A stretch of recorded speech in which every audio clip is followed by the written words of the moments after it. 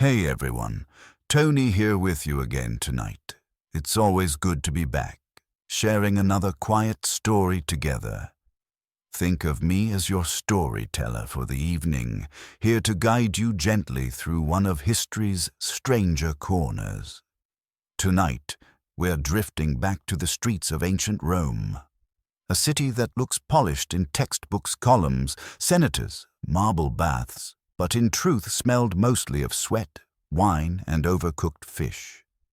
Rome was a place of contrasts, a city of grand temples and open sewers, of noble speeches in the forum and shady whispers in back alleys. And when the sun went down, it became something else entirely. Because Rome, for all its pride in laws and legions, had another industry woven deep into its stones. Not just aqueducts and amphitheaters, brothels. Everywhere and in every shape. Painted doors tucked down side streets. Shabby rooms above taverns where the wine was cheap and the dice never seemed to stop rolling. Even establishments leaning against the walls of temples, as if the gods themselves had no choice but to share the real estate. It's not a story we usually get in classrooms, but it's one Rome itself never denied. Sex wasn't hidden exactly. It was tolerated, managed, and most importantly, taxed. Because if there's one thing an empire likes more than power, it's revenue. So tonight, we're not marching with the legions or debating in the Senate. We're slipping down narrow cobblestone streets, past the shuttered bakeries and flickering lamps, to see what the empire really looked like after dark. But before we begin, I'd love to know, where are you listening from tonight? Are you tucked into bed, eyes already half closed? Maybe you're driving a long highway truck run across the United States, or listening quietly in Canada, or winding down in Vietnam after a long day. Drop a note in the comments if you'd like. I always enjoy seeing where these late-night journeys reach. And if you find this worth your time, only if you think, "Soap, please consider subscribing. No pressure. Just if it feels right." Now, let's open the first door. Picture Rome around the year 50 CE. By day, it's crowded, bustling, impossibly noisy. Vendors shout, carriages creak, beggars complain. Philosophers argue in porches, while politicians plot in atriums. But when the lamps are lit, a different hum takes over. The forum's empty, the temples grow still. The rich retreat to their villas, the poor to their cramped insular apartments. And the night trade begins. Brothels were called, lupanaria, literally wolf dens. The name wasn't accidental. Prostitutes were often referred to as she-wolves. And just as wolves were both feared and necessary, so too were the workers of these houses, shamed in public, essential in private. The houses themselves varied wildly. The cheapest were one-room setups, little more than dark alcoves with straw mattresses. Others were multi-room establishments, painted with frescoes that doubled as advertisements, graphic wall art showing potential services. So there was no confusion, even if you didn't share a language with the worker. One of the most famous still stands in Pompeii. Archaeologists uncovered it nearly intact. A brothel with stone beds, tiny chambers, and a hallway of surprisingly detailed erotic murals. It's one of the clearest windows we have into Roman nightlife, though perhaps not one you'd want your grandmother stumbling into on a tour. Now, here's the curious part. Prostitution in Rome wasn't illegal. It was regulated. The state required sex workers to register, to declare their occupation publicly, and to pay taxes. The government, in its infinite pragmatism, had decided, if people are going to indulge anyway, why not profit from it? There was even a special tax, the vectigal ex capturisa levy on prostitution. Imagine the bureaucracy, Roman clerks, quills in hand, tallying up the earnings of tavern brothels alongside olive oil and grain shipments. Nothing says empire quite like taxing sex before paving all your roads properly. And it wasn't just specialized brothels.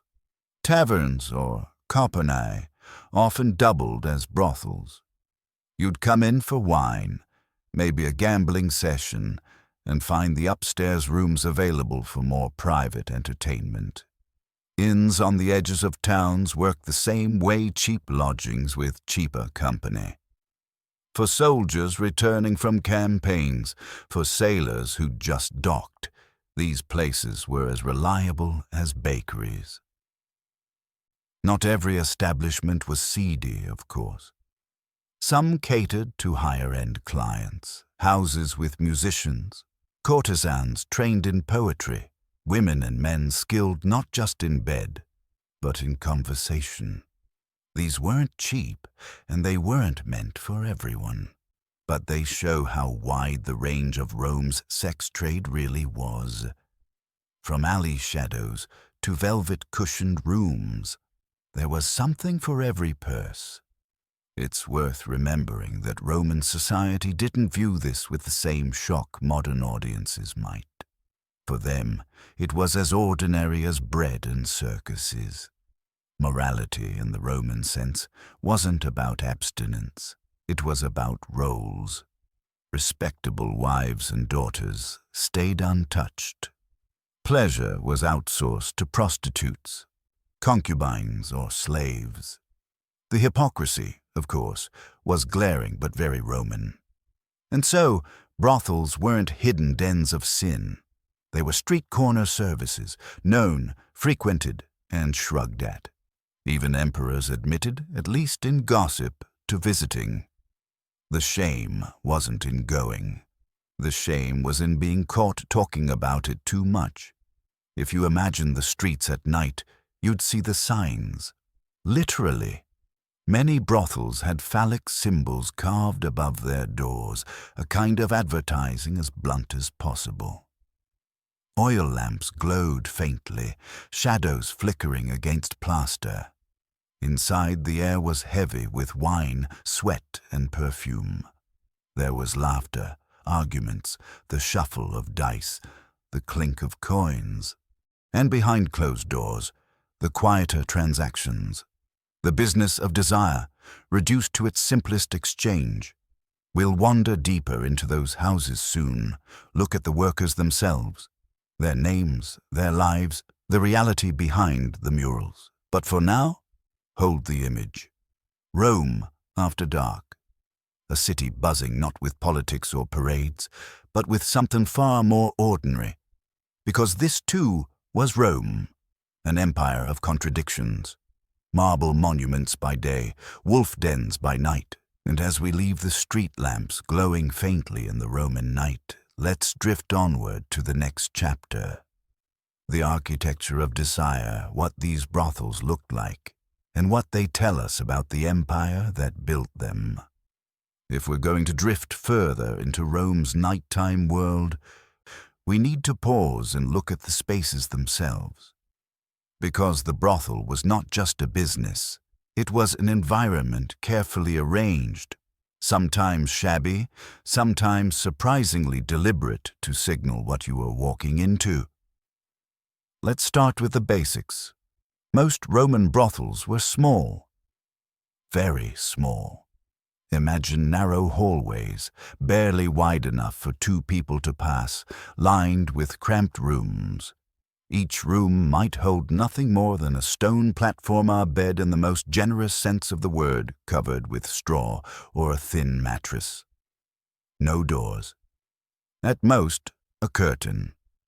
Privacy was limited, if it existed at all. The walls told their own story. In Pompeii's most famous lupanar, frescoes were painted directly above the doorways. They showed men and women in all sorts of acrobatic positions, many of which probably looked more impressive in paint than they felt in practice. Some historians think these acted like a menu for the services offered inside. Others suggest they were more like advertisements of variety, proof that this establishment could provide whatever a client wanted, or at least what he imagined he wanted. And yet, there's something almost comic in their bluntness. Today, we expect restaurants to advertise with tasteful pictures of food.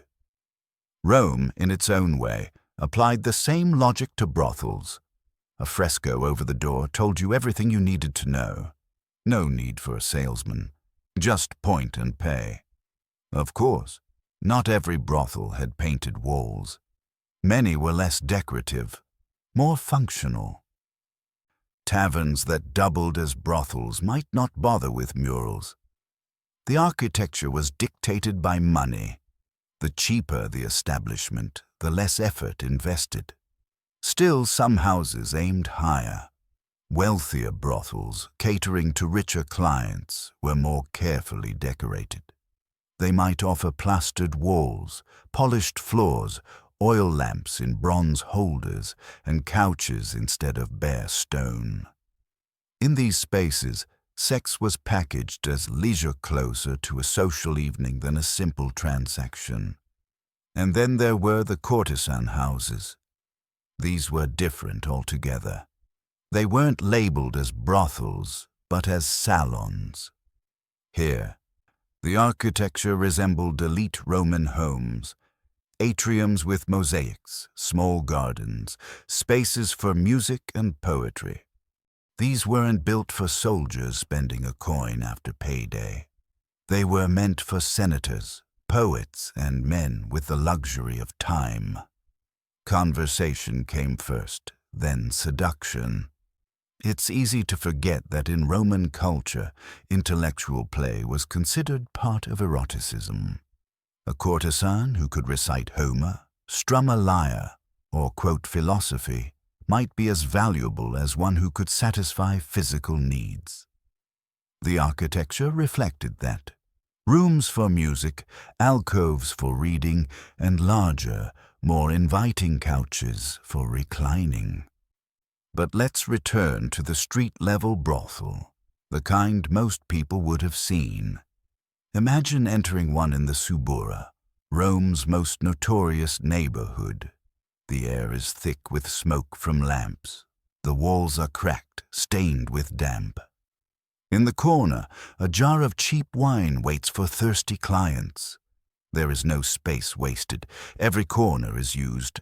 The ceiling is low, the atmosphere close.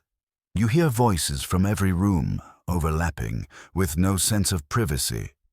For many, this was part of the experience. Brothels were not built for romance. They were functional, transactional, and utterly public in their feel. Discretion was left at the door. And yet, archaeologists have noticed something fascinating. Even the humblest brothels often had phallic carvings, tiny symbols etched into walls or door frames, sometimes exaggerated, sometimes comical. These served as both protection and advertisement. Protection because the phallus was a good luck charm in Roman culture. Advertisement because, well, it told you exactly what business was conducted inside. Step outside, and you'd often find another architectural feature: location. Brothels were everywhere, but they clustered near bathhouses, taverns, and markets. The logic was simple. Men leaving the baths or finishing a day at the market might be in the right mood. Brothels near temples made use of foot traffic. Pilgrims, worshippers, and tourists were all potential customers. It sounds scandalous, but the Romans rarely saw a contradiction between sacred and profane. Pompeii again gives us a glimpse of this geography. The city had at least 30 brothels tucked into ordinary streets. They weren't hidden. They were part of the urban landscape. Inscriptions scratched on the walls reveal names of workers, prices, crude jokes, and even customer reviews. Some are no different than graffiti found on modern bathroom stalls, proving that humanity has always been consistently unoriginal when it comes to toilet humor. Inside, the furniture was sparse. Beds, stools, and little else. Oil lamps provided light. In better houses, there might be perfume burners or small altars. In some, cages or locked rooms suggest less voluntary arrangements. Slaves kept ready for sale as much as for service. The architecture, in other words, reflected the realities of Roman sex work. Cramped spaces for the poor, expansive salons for the rich, functional design for the many, elaborate decoration for the few.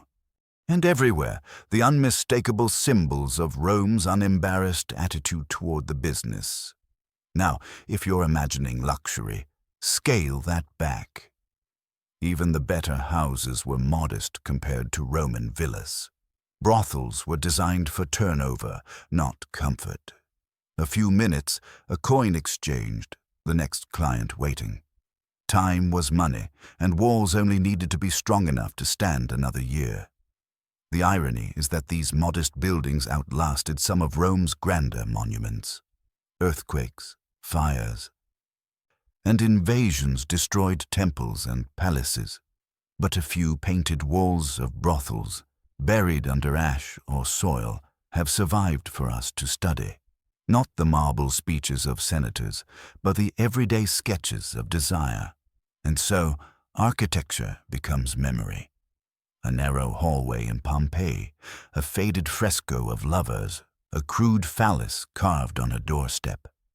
These fragments tell us how ordinary, how accepted, how built-in brothels were to Rome's cityscape.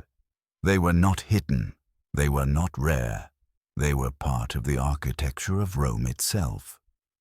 As we move forward, we'll look less at the walls and more at the people inside them, who these workers were, where they came from, and how their lives unfolded behind those painted doors. Because the buildings are silent now, but the people, they had names, voices, and stories. And it's to them we drift next. Now that we've wandered through the walls of Rome's brothels, it's time to step inside not as customers, but as quiet observers, to look gently at the people who lived and worked within them. Because behind the painted frescoes and the tax registers, there were real lives. Lives that history often reduced to whispers, insults, or graffiti. So, who were the workers of the night? Most were women. Many were slaves, brought in from conquered provinces, Gaul, Greece, Syria, or Egypt. Some were born into bondage, others were captured in wars or sold off by desperate families. They had no say in their fate. For them, the brothel was less a job than a sentence. Others were freed women former slaves who, having bought or been granted their freedom, had few options for survival.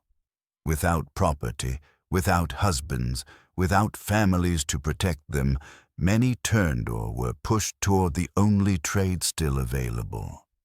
It was brutal, but it paid something, enough to keep bread on the table.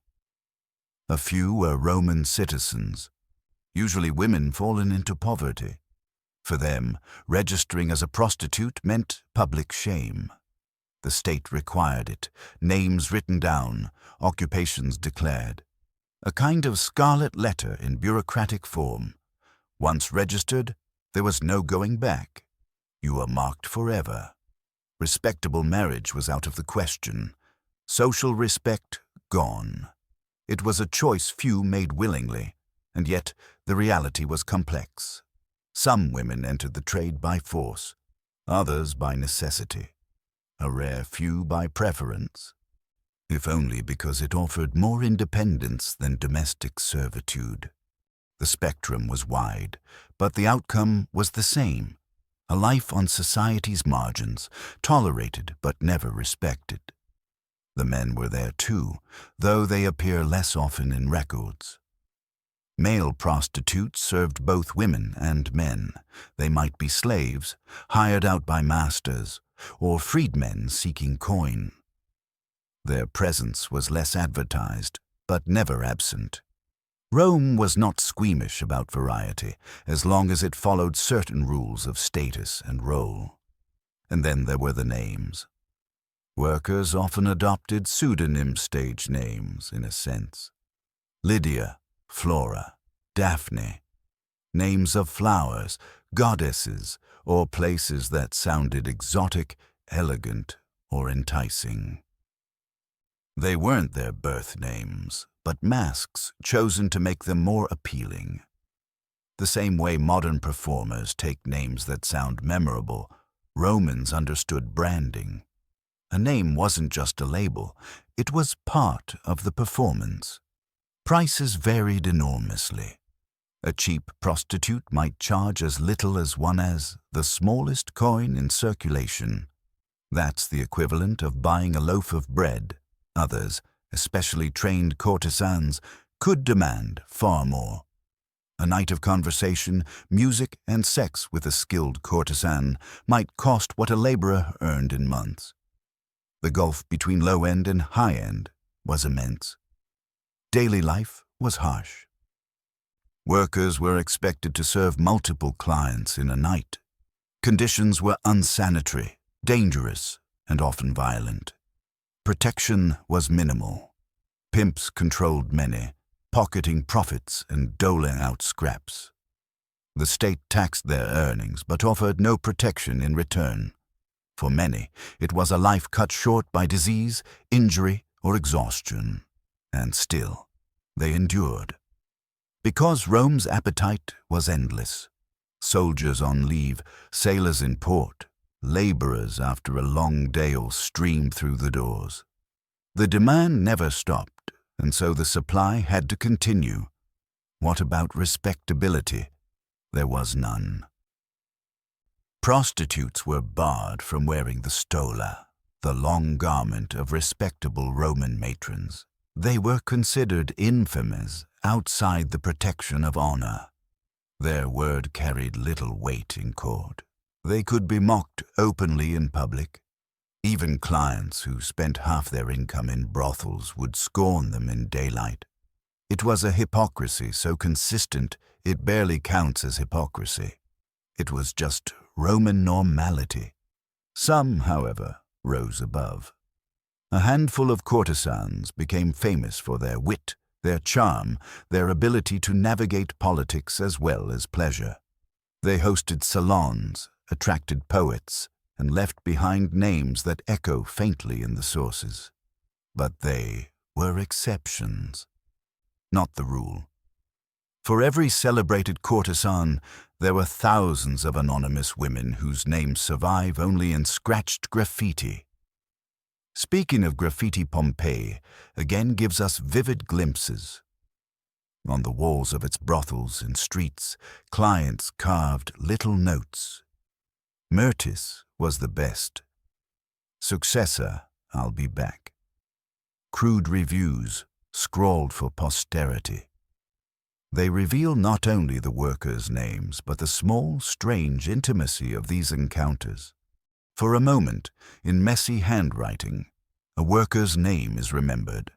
Not in marble, not in history books, but in the quick scratch of a stylus.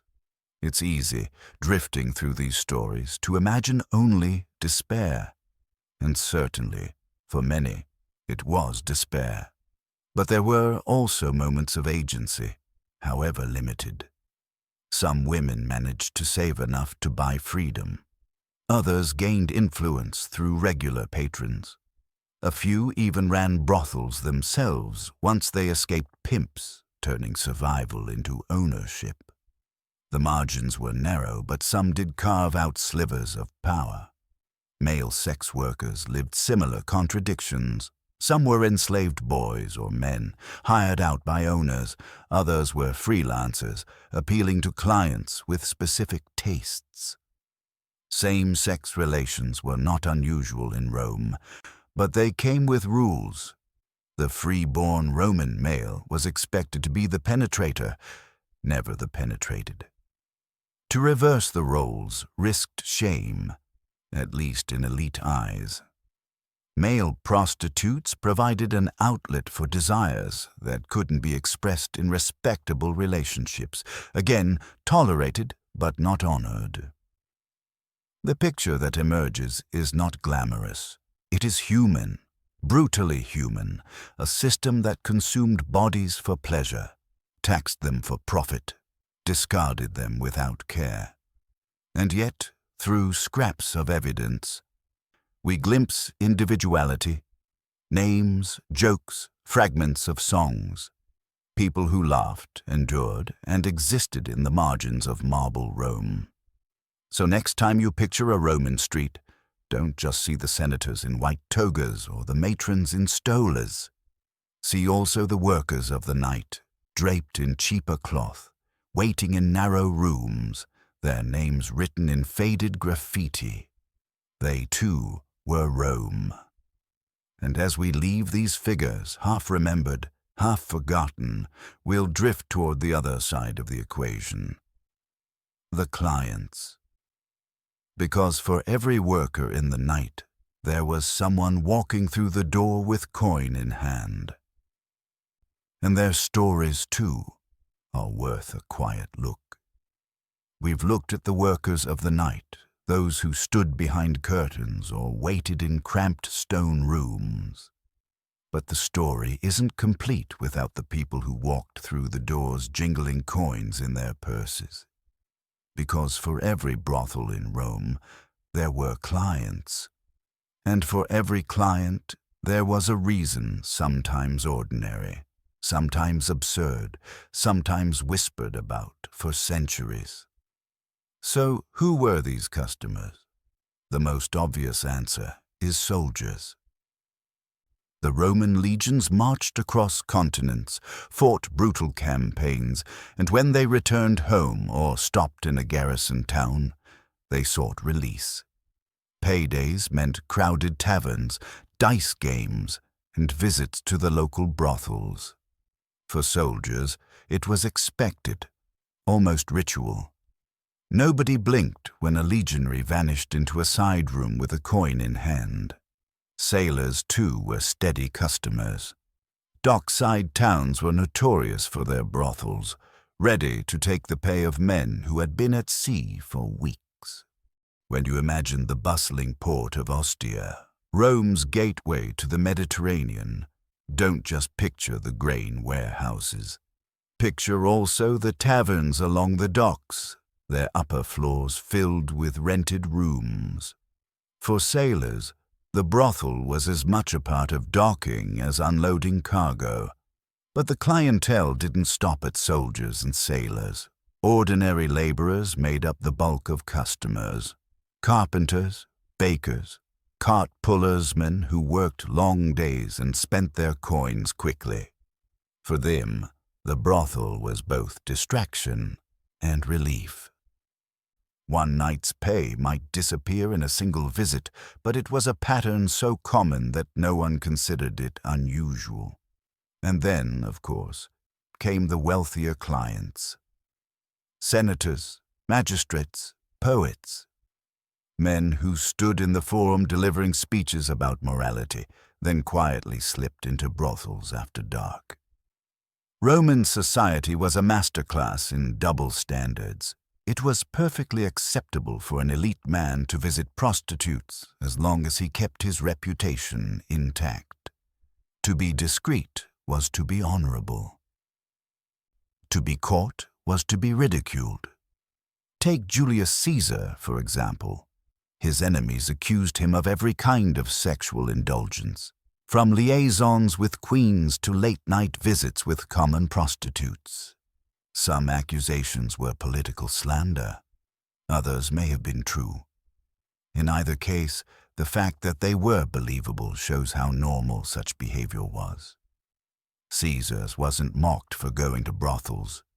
He was mocked for being indiscreet about it. Cicero, the great orator, was another who couldn't resist. His own writings and letters hint at visits to less than respectable places. Yet Cicero also thundered in court about Roman virtue.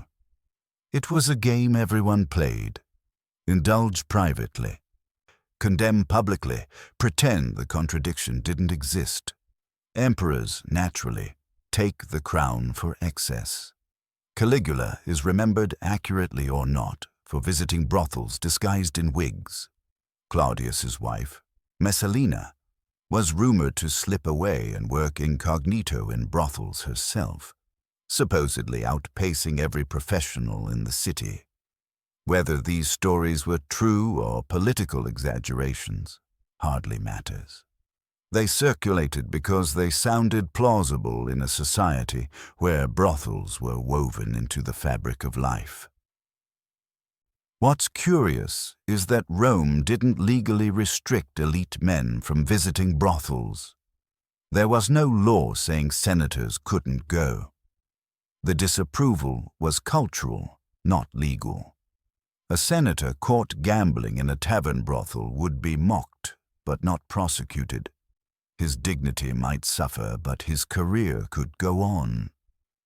Rome punished appearances more than actions. For the clients themselves, visits were often practical. Married men went because Roman marriages, especially among the elite, were about alliances, not romance. Respectable wives were expected to provide heirs, not excitement. Pleasure was outsourced, and so men turned to prostitutes, concubines, or slaves. It was accepted, if not admired. And what about women as clients? The sources are quieter, but not silent. Wealthy Roman women could and did seek out male prostitutes. Satirists like Juvenal delighted in mocking elite women for their supposed lust, describing them sneaking into taverns or arranging trysts with gladiators and actors. How much of this was misogynistic fantasy is debatable, but it reveals a fear, perhaps an acknowledgement, that women, too, were part of the clientele, even if society tried to erase them from the picture. The truth is that brothels served anyone who could pay. Men, women, citizens, foreigners, slaves borrowing coins. The service was universal, even if the social judgment wasn't. And it wasn't just about sex. Brothels doubled as social spaces. Gossip flowed as freely as wine. News about politics, rumors of uprisings, scandal about who was sleeping with whom, it all passed through these rooms. For some, the brothel was less about the act itself and more about the atmosphere, drinking, talking, and being part of a hidden community. In that sense, brothels were like miniature forums, not respectable, not public, but just as filled with chatter and intrigue. You might learn about a general's campaign, a senator's scandal, or the price of grain while waiting your turn in line. The empire ran on information, and brothels were part of that network. Prices shaped the clientele too. A single coin bought the services of a cheap prostitute, making it accessible to nearly anyone. Higher-end courtesans charged far more, limiting their clientele to men of wealth. This created a kind of hierarchy within brothels themselves. In some houses, rooms were divided by cost, the cheapest near the entrance, the more expensive deeper inside. Architecture mirrored economy. There's also something telling about how openly this all functioned. Brothels weren't hidden down back alleys in shame. They were scattered through the city, near baths, markets, and temples. Clients didn't need to sneak far. Everyone knew where they were and who was going in. The very act of pretending not to notice was part of the social game. It was this openness that made gossip so dangerous. A senator caught too often at a particular brothel might find enemies whispering in the forum. A general known for his indulgence might see his reputation chipped away, and yet the same enemies were often guilty of the same visits. The hypocrisy was endless and endlessly Roman. So when we picture the clients of Roman brothels, we shouldn't just imagine grizzled soldiers or drunken sailors. We should also picture toga-clad senators slipping in after dusk, poets looking for inspiration, aristocrats who could recite Stoic philosophy by day and then vanish into the Subura at night. And perhaps, most tellingly, we should picture how ordinary it was. For all its grandeur, Rome was still human. Its emperors and laborers, its sailors and senators, all lined up for the same narrow rooms. A democracy of desire in its own ironic way. As we leave the clients behind, our path leads toward the economics. Because if the workers provided the bodies and the clients provided the coins, the state provided the oversight. Rome had no interest in moralizing, but every interest in profiting. And so the business of pleasure became part of the empire's great machinery. And it is to that business we drift next. If the workers provided the bodies and the clients provided the coins, then who provided the rules? In Rome, that answer was simple: the state. The empire was many things, but never disinterested in revenue, and so the business of desire was folded into the empire's vast machinery, counted and recorded like any other trade. From the very beginning, Roman authorities saw prostitution not as a crime, but as an opportunity. Sex might raise eyebrows among moralists, but for clerks with wax tablets, it was just another line item. Brothels and independent workers alike were required to register. This meant declaring one's occupation publicly, an act that marked you forever as outside respectability. But it also meant you could work legally. Registration brought taxation. The vectigal ex capturis literally, the tax on captures was levied on prostitutes and brothels. No one is entirely sure when it was introduced, but by the early empire it was standard practice. The idea was simple. Every transaction contributed a slice to Rome's coffers. The amount was not cripplingst enough to make it worthwhile for the state to keep the business legal, visible, and profitable. The irony here is rich. Rome prided itself on virtue, discipline, and family. Yet one of the empire's most reliable income streams came from taxing what many cultures would hide. It was as if the state admitted with a shrug that desire was unavoidable and therefore taxable. For pimps and brothel owners, taxation was just another cost of business. A well-run brothel could be lucrative. A pimp who controlled several women or a tavern keeper with rooms upstairs might live comfortably. The workers, of course, rarely did. Their earnings went largely to others. The state collected its share, the owner pocketed the rest, and the worker received the smallest fraction. And yet, because prostitution was legal, contracts existed. A prostitute could, at least in theory, sue a client who refused to pay. In practice, their low social status made such lawsuits rare, but the possibility reveals how thoroughly the trade was embedded in Roman law. It wasn't an underground market. It was a business like any other, with ledgers, agreements, and taxes. Now, not every brothel was the same. Some were state-owned or at least state-managed, particularly in busy cities. Others were private, owned by wealthy entrepreneurs. Some were run by freedwomen who had once worked in them.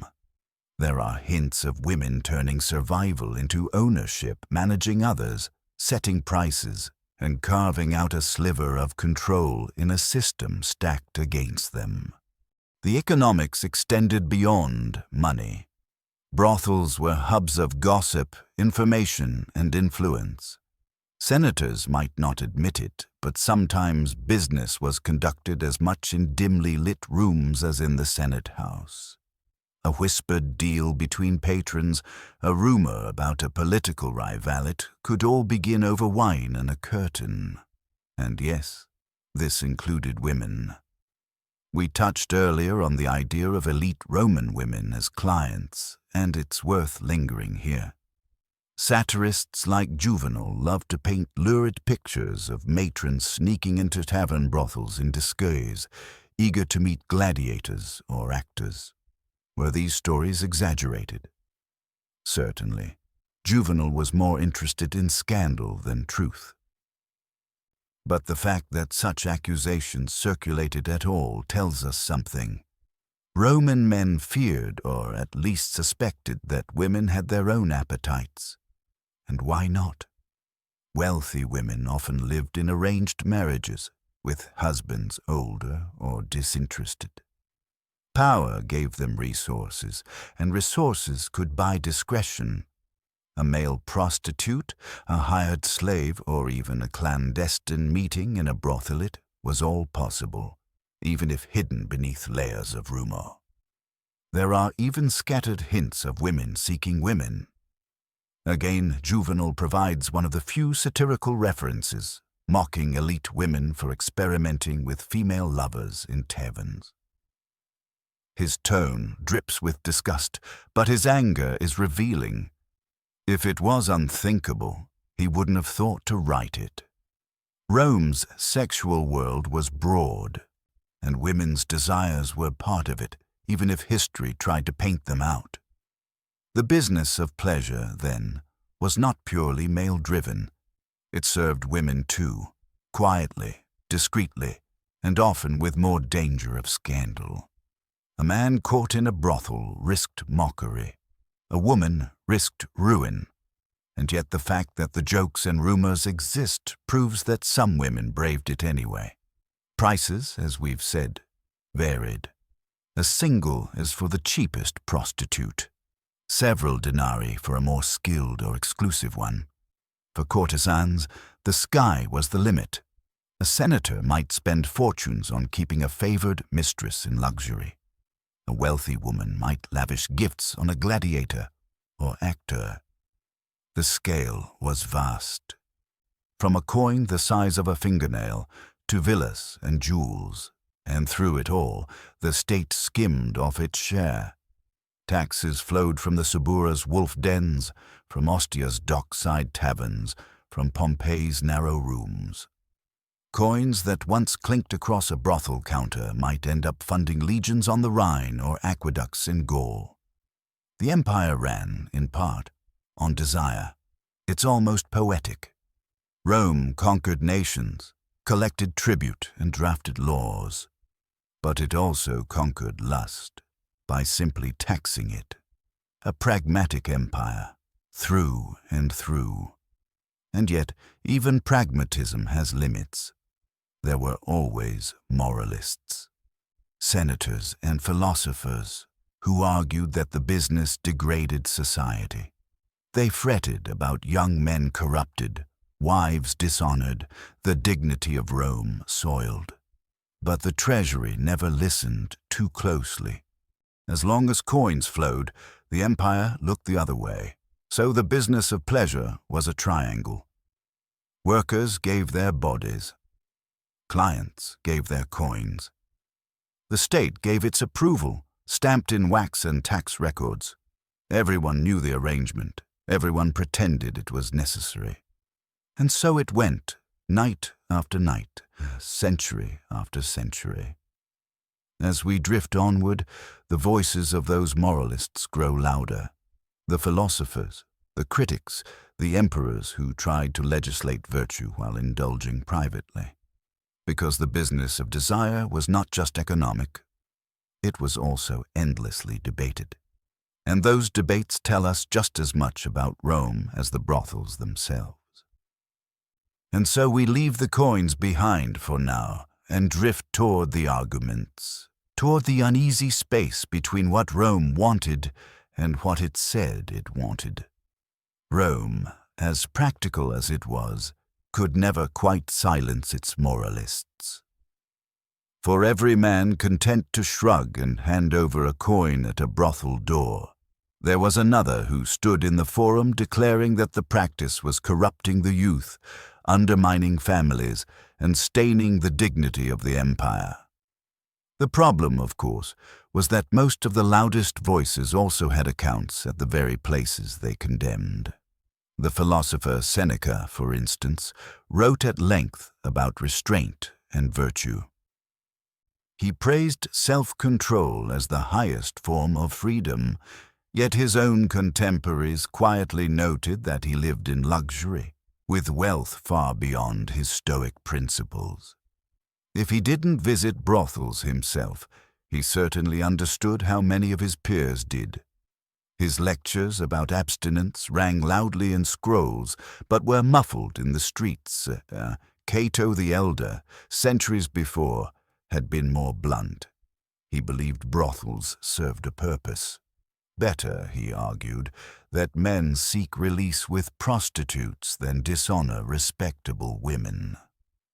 It was a grim form of pragmatism, but entirely Roman. In his eyes, the brothel was not a shame, it was a pressure valve, keeping society from worse scandals. Others were less charitable. The satirist Juvenal turned venom into verse, railing against what he saw as moral decay. He saved special scorn for women, accusing them of sneaking into tavern brothels, disguising themselves, and satisfying desires with actors, gladiators, and even female partners. His imagery drips with contempt. Yet in his fury, he reveals something crucial. People believed it was happening, and if people believed it, some version of it probably was, because why else would Juvenal imagine Roman matrons slipping out at night? Why accuse them of seeking women in smoky tavern corners? His disgust is telling. Women's desire was the thing Rome's male writers feared, most not because it was rare, but because it couldn't be controlled. There is even a fragment in Martial's epigrams that teases women who preferred other women. He doesn't dignify them with respect. He mocks them, of course. But the very fact that such jokes existed shows us that same-sex encounters among women were not unthinkable. They were visible enough to be mocked, and so the moral debate wasn't just about men in brothels. It was also about women, wealthy women, sneaking into taverns or rumored to keep their own lovers, male and female. The fear was not just lust, but independence. A woman with her own choices was dangerous to the Roman order. Augustus, the first emperor, tried to legislate morality. His marriage laws were famous or infamous for attempting to strengthen families. He punished adultery, rewarded women who bore children, and tried to force senators into respectable unions. Yet his own daughter, Julia, became notorious for her lovers, supposedly turning the forum itself into a place of assignations. Rome laughed and Augustus fumed, but the law proved powerless. Desire always found a way. And this was the real heart of Rome's moral debate. Everyone agreed that brothels were shameful.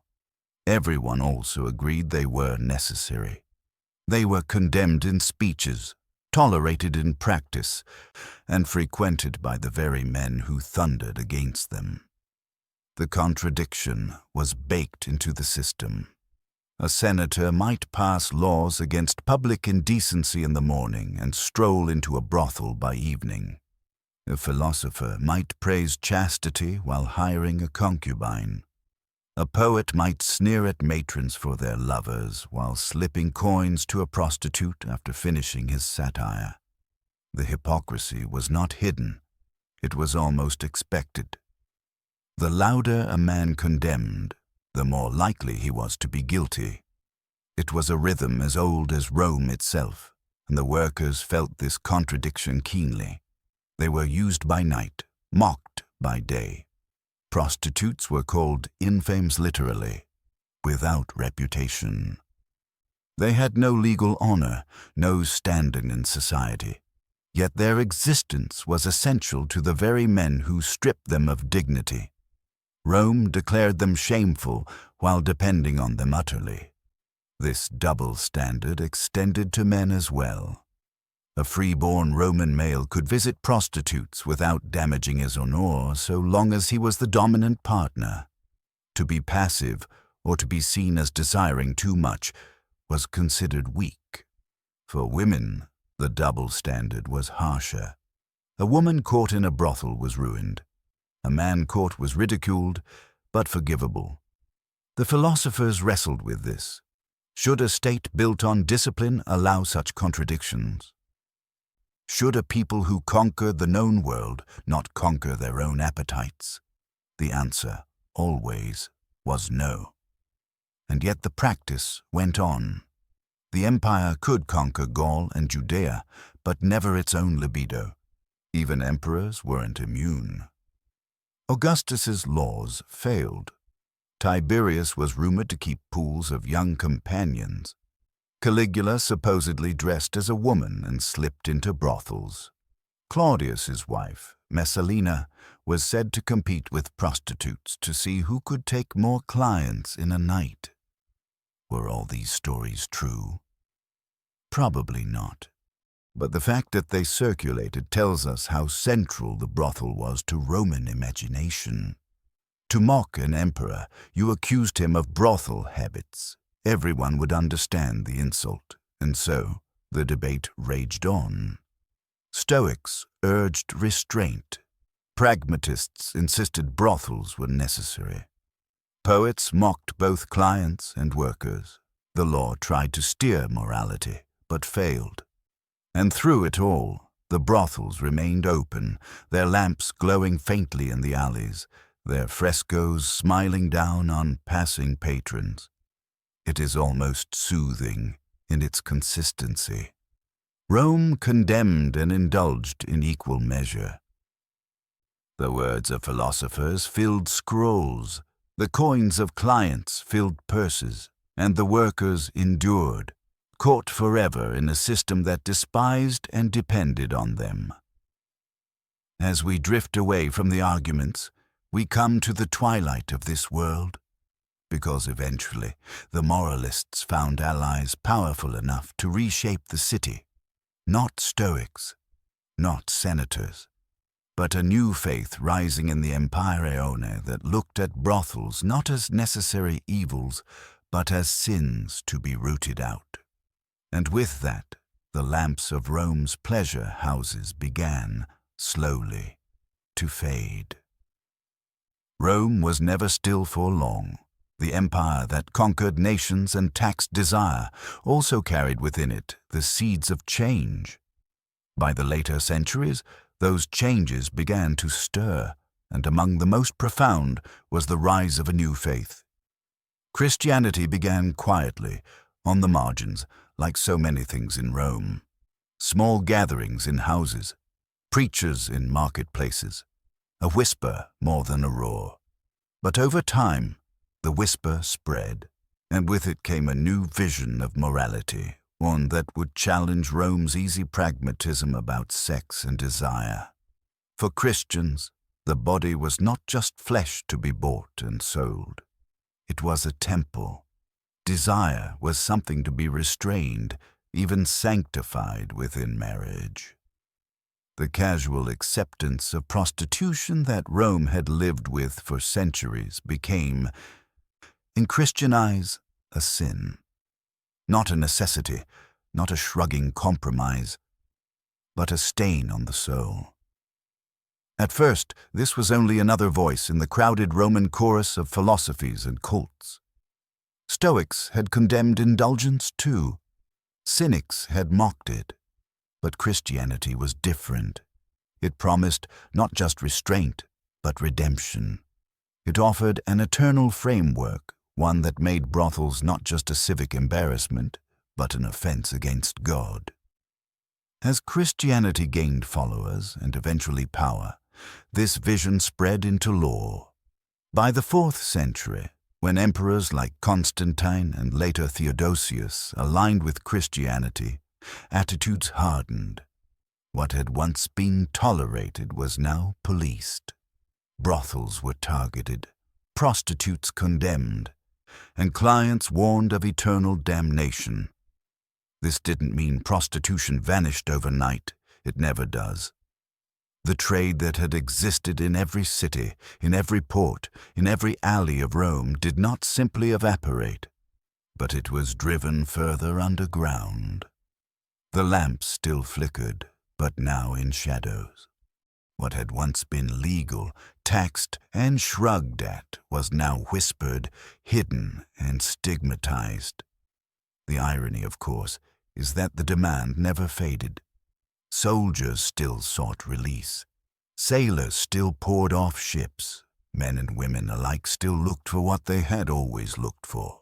But now the practice was wrapped in guilt. What had been a public business became a private shame. And yet, Rome's legacy lived on. Even as Christianity reshaped the empire, echoes of the old system continued. Medieval Europe inherited much of Rome's framework. Brothels still existed, often tolerated by local lords or even managed by town councils. Taxes were still levied, discreetly. The rhetoric had changed, but the reality endured. It's a strange continuity. Rome's practical acceptance gave way to Christian condemnation. But in practice, the houses remained.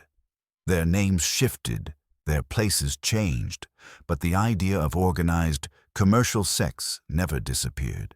It merely adjusted to new moral climates. By the time the Western Empire collapsed in the 5th century, the great monuments were crumbling, the armies thinning, the Senate reduced to a shadow. But brothels, those most ordinary of institutions, survived. They always do. They survived sackings, plagues, new religions, and new rulers, because they served something too basic, too human, to be erased. And so the lamps of Rome's brothels faded, but never fully went out. They burned in different forms, in different places, carried forward into medieval taverns and city stews. The frescoes of Pompeii, the graffiti scratched into plaster, the tax records of clerks, all reminders that the business of desire is as ancient as empire itself. What do these fading lamps tell us? That Rome, for all its ambition, was never only marble and marble-hearted generals. It was also flesh and contradiction. By day, senators thundered about virtue. By night, the streets filled with men and women seeking what senators condemned. Christianity tried to sweep this away, to redefine it as sin. And in words, it succeeded. In practice, less so. Because the truth is simple. Rome could conquer nations, build aqueducts, and carve its laws into stone. But it could never conquer the most ordinary of hungers. It could only hide them, regulate them, tax them, or condemn them, but never erase them. And so, as we look back, we see the contradictions clearly. An empire grand in ambition, earthy in habit. A city of laws and legions, but also of wolf dens tucked in alleys. An empire that left us aqueducts, arches, and roads, but also crude graffiti of clients praising their favorite prostitute. That is Rome in its full humanity. Not just the triumphs of marble, but the whispers of shadows. And so, as the lamps fade in Rome's forgotten pleasure houses, we let the city drift back into quiet shadow. The murals crumble. The coins are spent, the voices fall silent, and the empire that taxed desire joins the long sleep of history. We've drifted together through Rome's quieter streets tonight, past the marble monuments and into the places history so often skips. The brothels of ancient Rome ordinary, crowded, sometimes elegant, sometimes squalid. We've seen their walls, painted with blunt frescoes that doubled as advertisements. We've met the workers, slaves, freedwomen, citizens fallen on hard times, men and women both, all carrying names chosen to sell illusions. We've watched the clients, arrive soldiers with their pay, sailors stepping off ships, senators in togas who thundered about virtue in daylight and lined up for desire by night. And yes, even women, wealthy matrons slipping into taverns, rumored lovers meeting behind curtains, their presence recorded only in satire and scorn. We followed the coins as well into the ledgers of the Roman state. Taxed, registered, and regulated, these houses of pleasure were as much a part of the empire's machinery as its aqueducts. And then we listened to the moralists, philosophers, and emperors who condemned them, even while indulging. Finally, we watched the lamps fade. As Christianity rose, the open acceptance of brothels gave way to shame and suppression.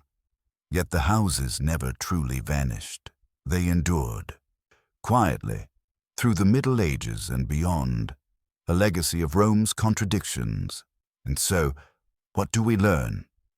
That Rome was never just marble arches and conquering legions. It was also sweat, laughter, hypocrisy, and desire. A city that built aqueducts and taxed pleasure. A people who condemned by day and indulged by night. Thank you for drifting through this story with me.